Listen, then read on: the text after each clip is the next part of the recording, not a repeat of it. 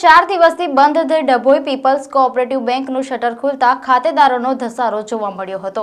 ડભોઈમાં સોની બજારમાં the Dabhoi people's bank આવેલી છે। ડભોઈનું વધુ એક બેંકનું શટર બંધ થતા ખાતેદારોને હાલાકી વેઠવાનો વારો આવ્યો હતો। The Dabhoi peoples cooperative bank છેલ્લા 4 દિવસથી બંધ હોવાના કારણે ખાતેદારો રોજિંદા ધક્કા ખાઈ રહ્યા હતા।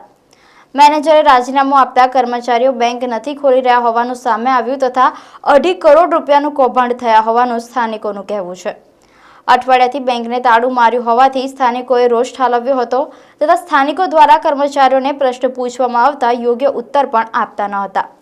છેલ્લા 20 વર્ષથી બેંકે ખાતેદારોનો વિશ્વાસ જીત્યો હતો। ધ ડભોઈ પીપલ્સ બેંકમાં ખેડૂતોએ વધુ પૈસા મૂક્યા છે।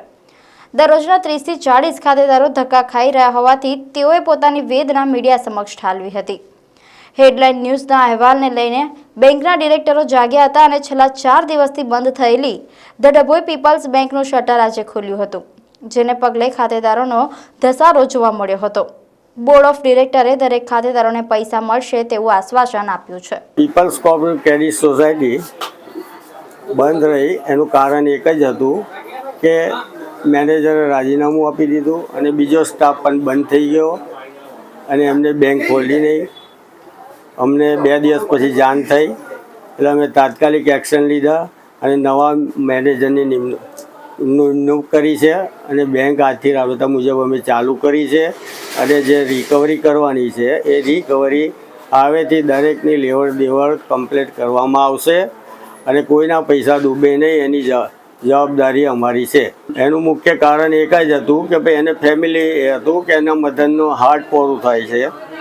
એના ફાધરથી બહુ ઉંમર હોવાથી એના ફાધરથી કોઈ કામ થઈ નથી શકતું અને એ પોતે જેન્ટ્સમાં એક જ હોવાથી એને રાજીનામું આપ્યું।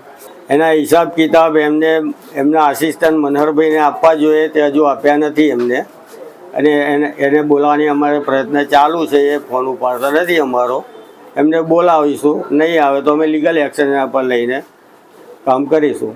ખાતેદારોના પૈસા જેમ જેમ રિકવરી થશે તેમ તેમ દરેકને પૈસા આપવામાં આવશે, કોઈના પૈસા ડૂબે નહીં એની અમે ખાતરી આપીએ।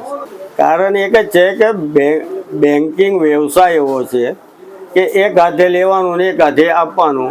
હવે જે અમે લીધેલું છે એ ટાઈમે અમારે આપી દેવું પડે એટલે અમારે ત્યાં ઉપાડ વધી ગયો એના કારણે કેશ છે નહીં। અત્યારે હવે રિકવરી આવે તેમ તેમ અમે આપવા બંધાયેલા છે।